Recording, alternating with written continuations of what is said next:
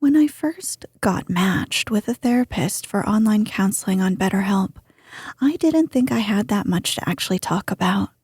I had picked one difficult personal topic, but I felt like I was generally, fine. Well, I can tell you that it's been a wild ride since then, but I'm so grateful for the powerful presence of having a professional therapist to talk to. I feel like it has transformed my life because I'm not hiding my feelings so much. It feels really good, honestly. I want you to have access to this powerful experience too, if you think it could help. As a listener, you'll get 10% off your first month by visiting our sponsor at betterhelp.com/snoozecast. Join over 1 million people who have taken charge of their mental health.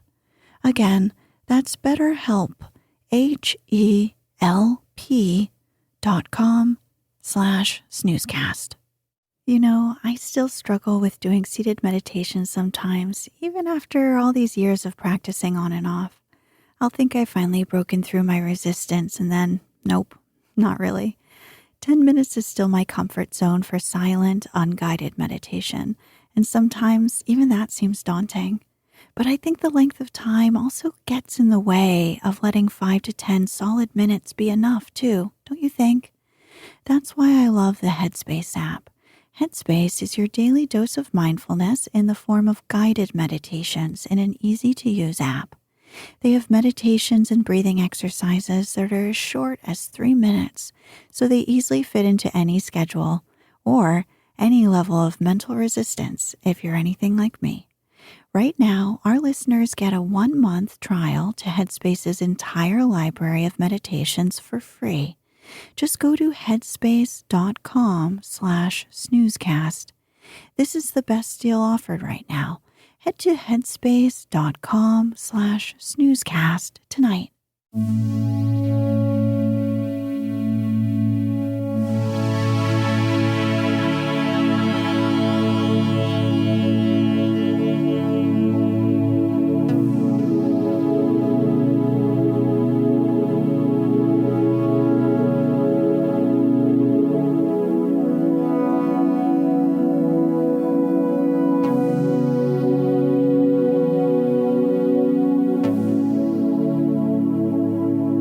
Welcome to Snoozecast, the podcast designed to help you fall asleep.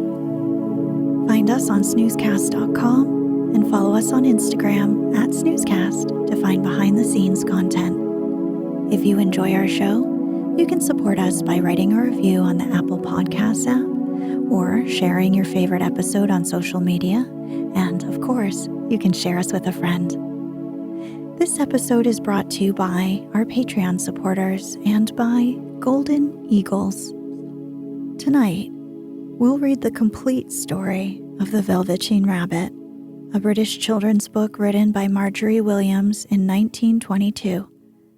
It chronicles the story of a stuffed rabbit's desire to become real through the love of his owner. Many listeners have asked us to complete this story, as when it originally aired on June 10th, 2019, we didn't include the ending. So, here it is, re-recorded. Enjoy.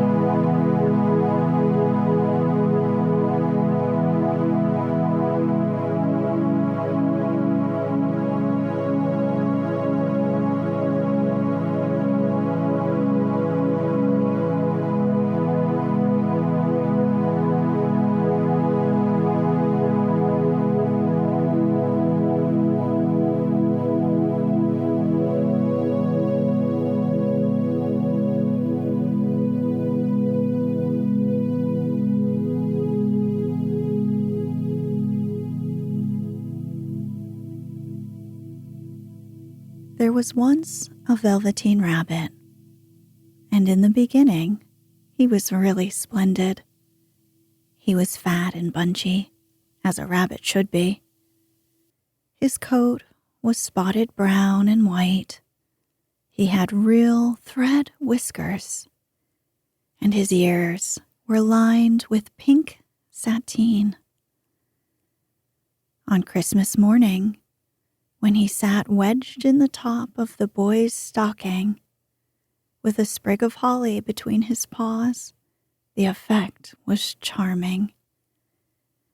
There were other things in the stocking, nuts and oranges and a toy engine and chocolate almonds and a clockwork mouse.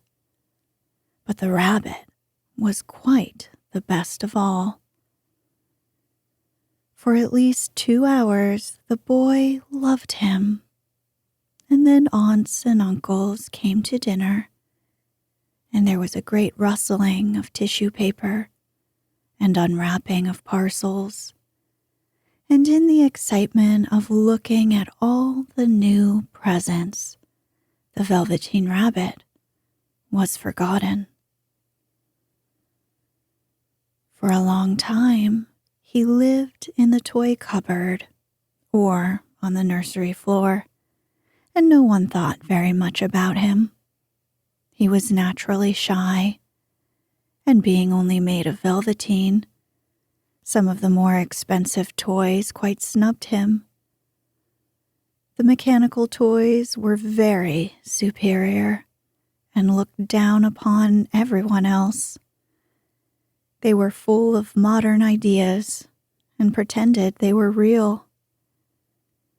The model boat, who had lived through 2 seasons and lost most of his paint, caught the tone from them and never missed an opportunity of referring to his rigging in technical terms. The rabbit could not claim to be a model of anything, for he didn't know that real rabbits existed. He thought they were all stuffed with sawdust like himself, and he understood that sawdust was quite out of date and should never be mentioned in modern circles. Even Timothy, the jointed wooden lion, who was made by the disabled soldiers and should have been broader with his views, put on airs and pretended he was connected with the government. Between them all, the poor little rabbit was made to feel himself very insignificant and commonplace, and the only person who was kind to him at all was the Skin Horse. The Skin Horse had lived longer in the nursery than any of the others. He was so old that his brown coat was bald in patches and showed the seams underneath, and most of the hairs in his tail had been pulled out to string bead necklaces. He was wise, for he had seen a long succession of mechanical toys arrive to boast and swagger, and by break their mainsprings and pass away, and he knew that they were only toys and would never turn into anything else. For nursery magic is very strange and wonderful, and only those playthings that are old and wise and experienced, like the Skin Horse, understand all about it. "What is real?" asked the rabbit one day, when they were lying side by side near the nursery fender, before Nana came to tidy the room. "Does it mean having things that buzz inside you and a stick-out handle?" "Real isn't how you're made," said the Skin Horse. "It's a thing that happens to you. When a child loves you for a long, long time, not just to play with, but really loves you, then you become real." "Does it hurt?" asked the rabbit. "Sometimes," said the Skin Horse, for he was always truthful. "When you're real, You don't mind being hurt. Does it happen all at once? Like being wound up? He asked. Or is it bit by bit? It doesn't happen all at once, said the Skin Horse. You become. It takes a long time. That's why it doesn't happen often to people who break easily, or have sharp edges, or have to be carefully kept. Generally, by the time you are real, most of your hair has been loved off, and your eyes drop out, and you get loose in the joints and very shabby. But these things don't matter at all, because once you are real, you can't be ugly, except to people who don't understand. I suppose you are real, said the rabbit. And then he wished he had not said it, for he thought the Skin Horse might be sensitive. But the Skin Horse only smiled.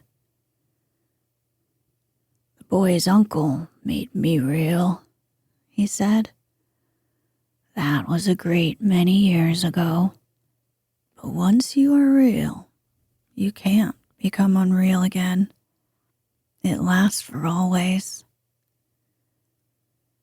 The rabbit sighed. He thought it would be a long time before this magic called real happened to him. He longed to become real, to know what it felt like. And yet the idea of growing shabby and losing his eyes and whiskers was rather sad. He wished that he could become it without these uncomfortable things happening to him. There was a person called Nana who ruled the nursery. Sometimes she took no notice of the playthings lying about. Sometimes, for no reason whatever, she went swooping about like a great wind and hustled them away in cupboards.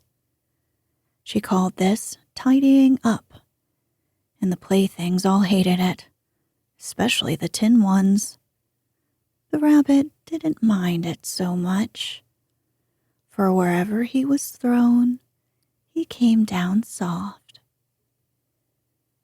One evening, when the boy was going to bed, he couldn't find the China dog that always slept with him. Nana was in a hurry, and it was too much trouble to hunt for China dogs at bedtime, so she simply looked about her and, seeing that the toy cupboard door stood open, she made a swoop. Here, she said, take your old bunny. He'll do to sleep with you. And she dragged the rabbit out by one ear and put him into the boy's arms. That night, and for many nights after, the Velveteen Rabbit slept in the boy's bed.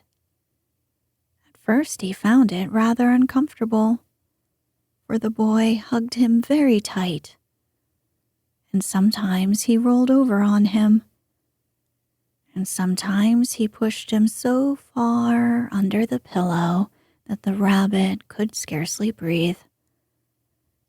And he missed, too, those long, moonlit hours in the nursery when all the house was silent and his talks with the Skin Horse happened. But very soon he grew to like it, for the boy used to talk to him and made nice tunnels for him under the bedclothes that he said were like the burrows the real rabbits lived in. And they had splendid games together, in whispers, When Nana had gone away to her supper and left the nightlight burning on the mantelpiece, and when the boy dropped off to sleep, the rabbit would snuggle down close under his warm little chin and dream, with the boy's hands clasped close round him all night long.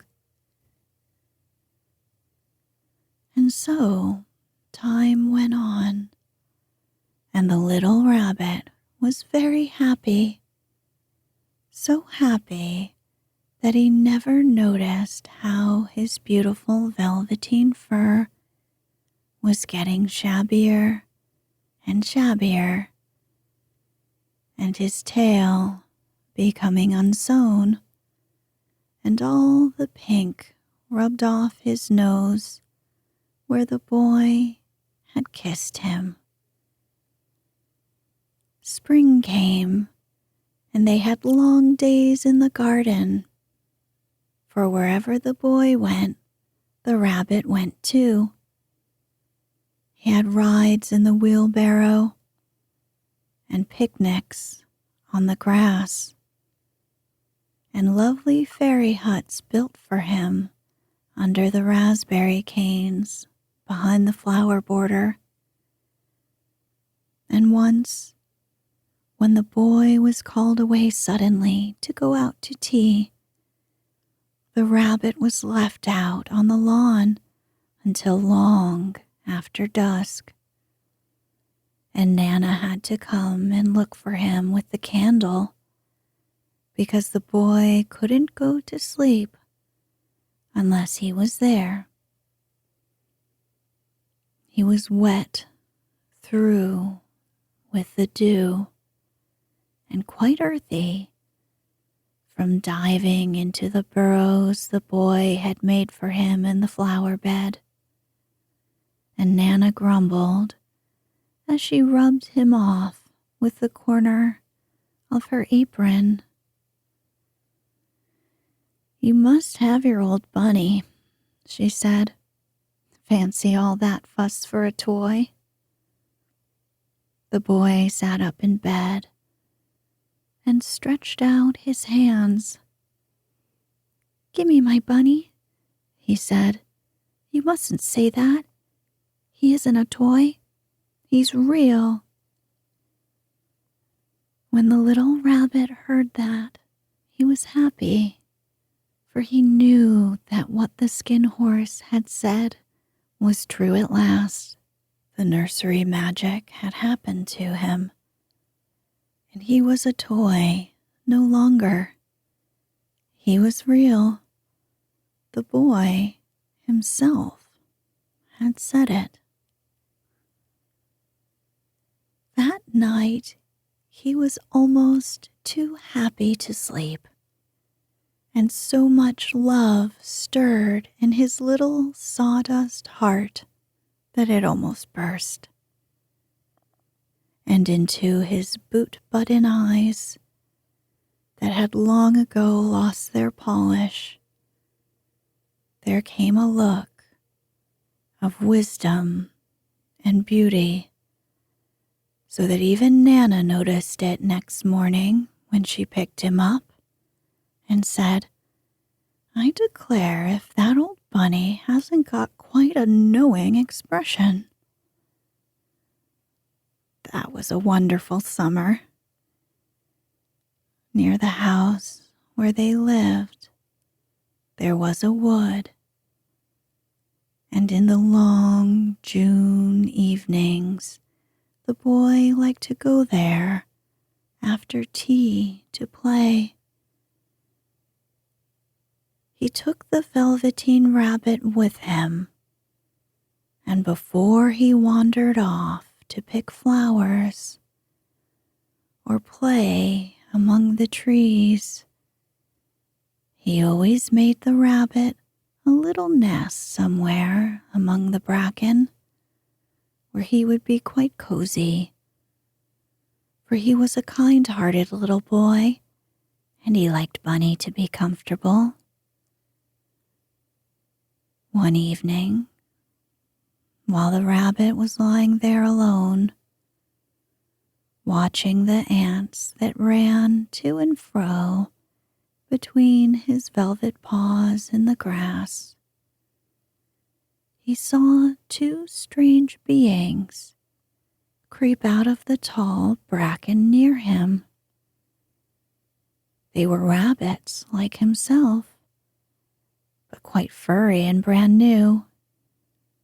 They must have been very well made, for their seams didn't show at all, and they changed shape in a strange way when they moved.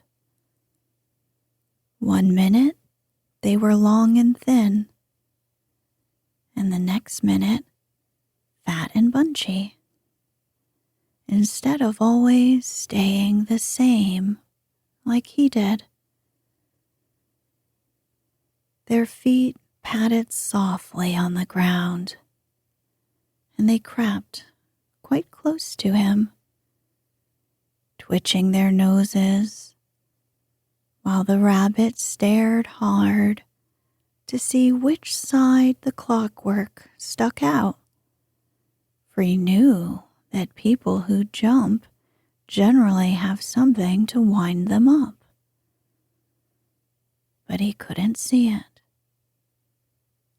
They were evidently a new kind of rabbit altogether. They stared at him, and the little rabbit stared back. And all the time, their noses twitched. "Why don't you get up and play with us?"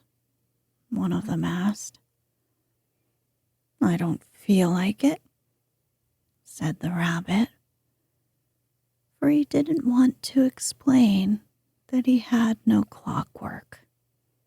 "Oh," said the furry rabbit, "it's as easy as anything." And he gave a big hop sideways and stood on his hind legs. "I don't believe you can," he said. "I can," said the little rabbit. "I can jump higher than anything." He meant when the boy threw him, but of course he didn't want to say so. "Can you hop on your hind legs?" asked the furry rabbit.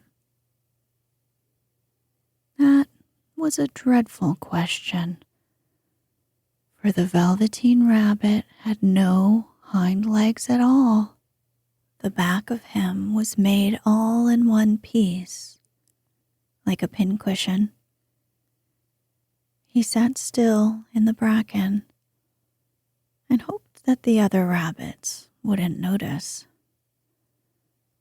"I don't want to," he said again. But the wild rabbits have very sharp eyes, and this one stretched out his neck and looked. "He hasn't got any hind legs," he called out. "Fancy a rabbit without any hind legs." And he began to laugh. "I have," cried the little rabbit. "I have got hind legs. I'm sitting on them." "Then stretch them out. Show me, like this," said the wild rabbit. And he began to whirl round and dance till the little rabbit got quite dizzy. "I don't like dancing," he said. "I'd rather sit still." But all the while he was longing to dance, for a funny new tickly feeling ran through him, and he felt he would give anything in the world to be able to jump about like these rabbits did. The strange rabbit stopped dancing and came quite close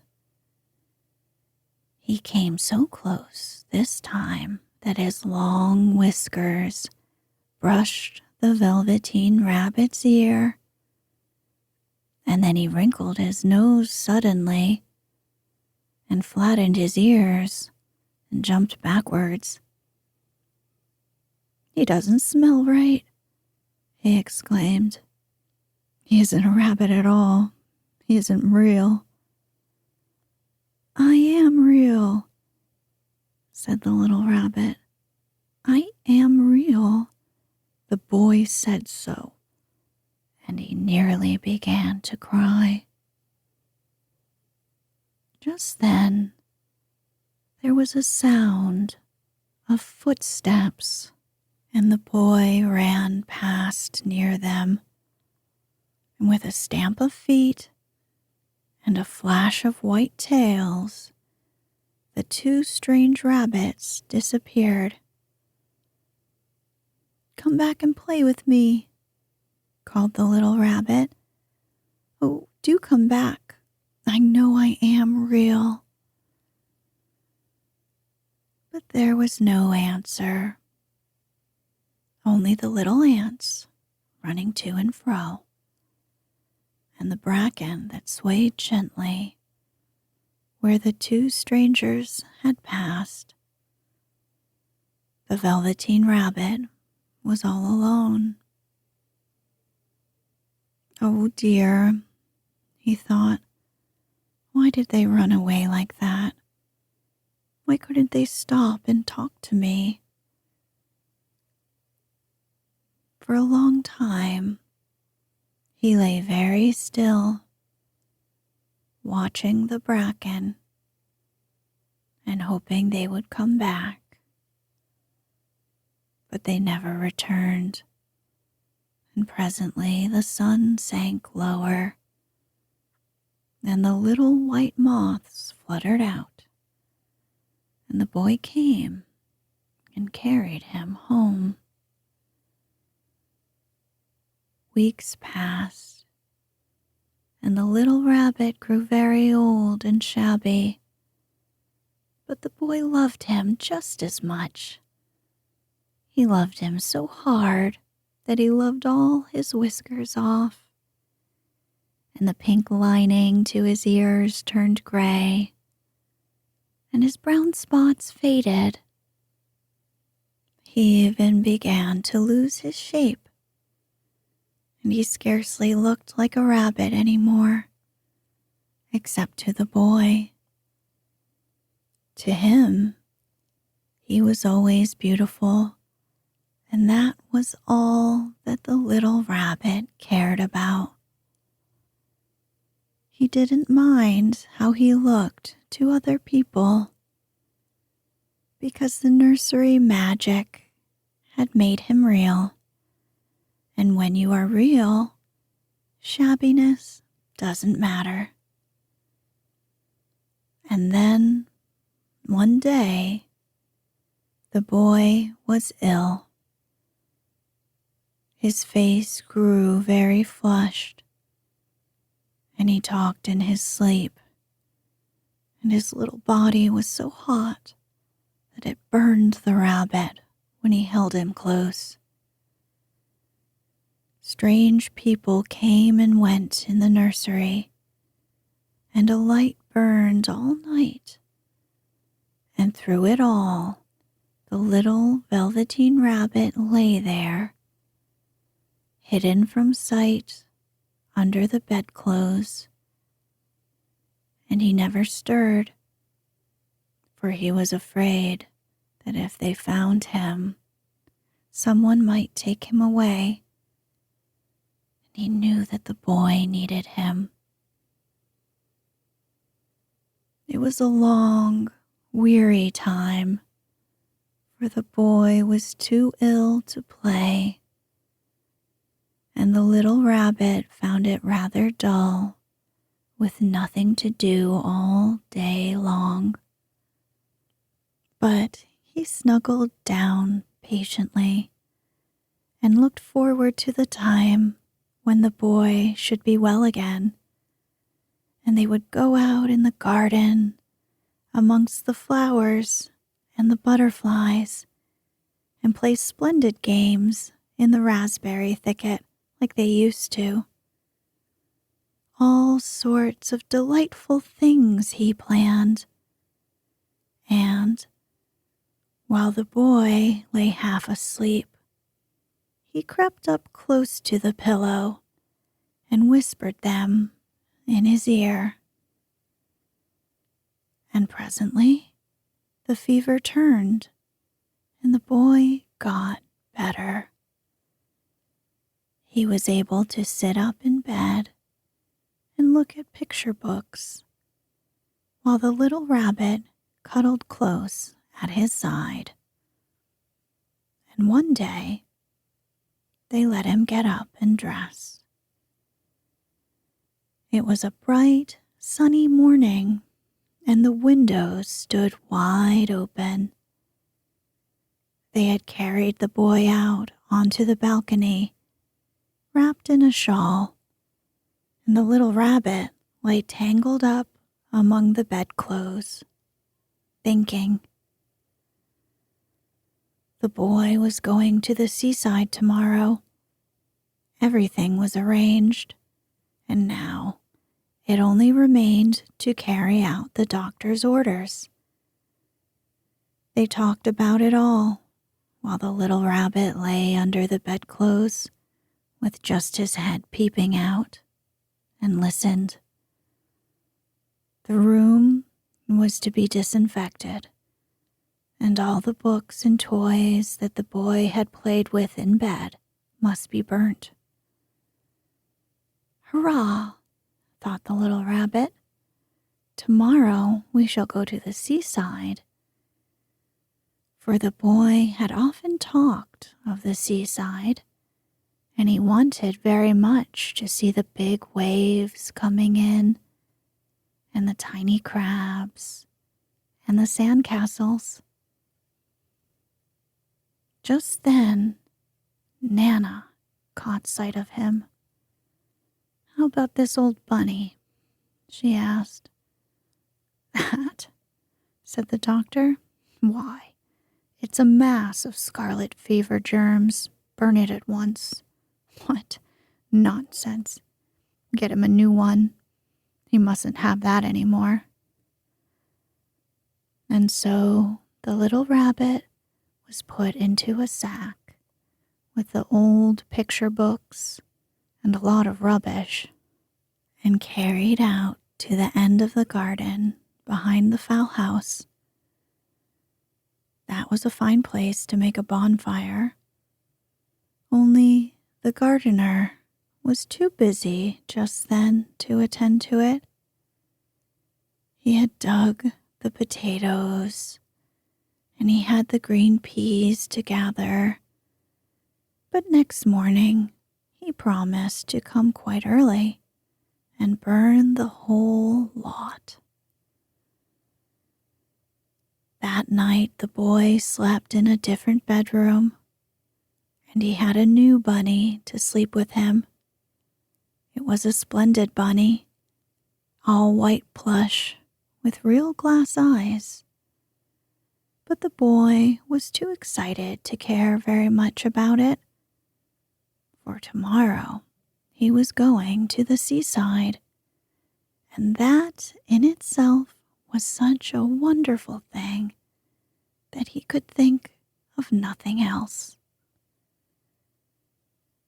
And while the boy slept, dreaming of the seaside, the little rabbit lay among the old picture books in the corner behind the chicken coop. He felt very lonely. The sack had been left untied, and so by wriggling a bit, he was able to get his head through the opening and look out. He was shivering a little, for he had always been used to sleeping in a proper bed, and by this time his coat had worn so thin and threadbare from hugging that it was no longer any protection to him.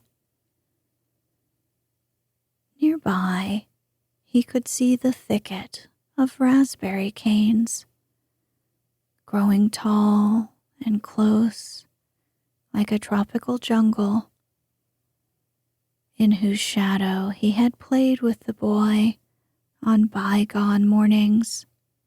He thought of those long, sunlit hours in the garden. He seemed to see them all pass before him, each more beautiful than the other. The fairy huts in the flower bed, the quiet evenings in the wood when he lay in the bracken and the little ants ran over his paws. The wonderful day when he first knew he was real. He thought of the Skin Horse, so wise and gentle, and all that he had told him. Of what use was it to be loved and lose one's beauty and become real if it all ended like this? And a tear, a real tear, trickled down his shabby little velvet nose and fell to the ground. And then a strange thing happened. For where the tear had fallen, a flower grew out of the ground. A mysterious flower, not at all like any that grew in the garden. It had slender green leaves, the color of emeralds, and in the center of the leaves, a blossom like a golden cup. It was so beautiful that the little rabbit forgot to cry and just lay there watching it. And presently the blossom opened, and out of it there stepped a fairy. She was quite the loveliest fairy in the whole world. Her dress was of pearl and dewdrops, and there were flowers round her neck and in her hair, and her face was like the most perfect flower of all.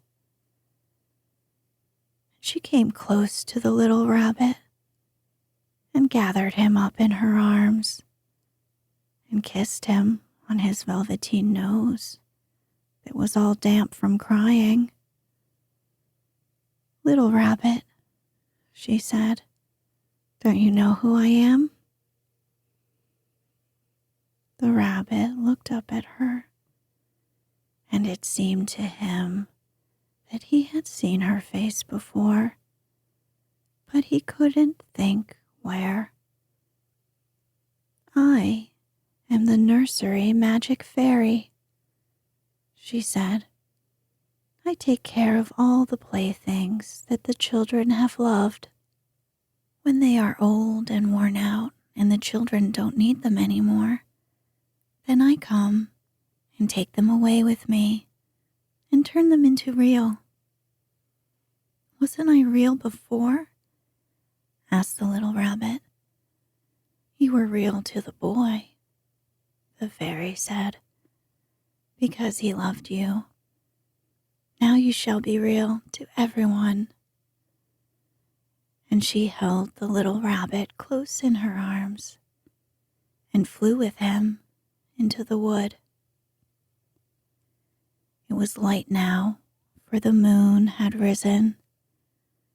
All the forest was beautiful, and the fronds of the bracken shone like frosted silver.